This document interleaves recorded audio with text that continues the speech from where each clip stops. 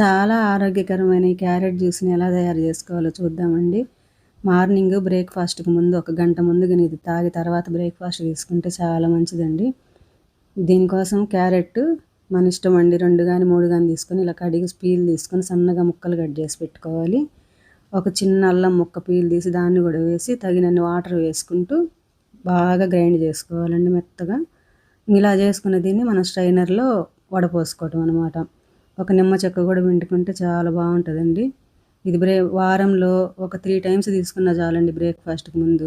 చాలా బావుంటది. మన కంటికి ఆరోగ్యానికి కూడా చాలా మంచిది. పిల్లలకు కూడా బాగా అలవాటు చేస్తే చిన్నప్పటి నుంచి అలవాటు చేశారంటే వాళ్ళు తాగటానికి అలవాటు పడతారు. పిల్లలకైనా, పెద్దలకైనా చాలా మంచిదండి. ఓపిక ఉంటే రోజు తాగొచ్చు. లేదంటే వారంలో కనీసం 3 సార్లు తాగినా చాలా మంచిదండి.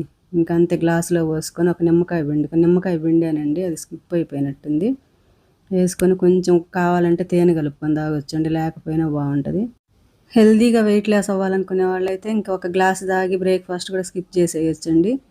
అంతగా ఆకలైతే తర్వాత తినొచ్చు. నా వీడియోస్ చూస్తూ సబ్స్క్రైబ్ చేసుకుంటున్న వాళ్ళకి, చేసుకునే వాళ్ళకి అందరికీ చాలా చాలా థ్యాంక్స్ అండి. థ్యాంక్ యూ ఫర్ వాచింగ్ అండి.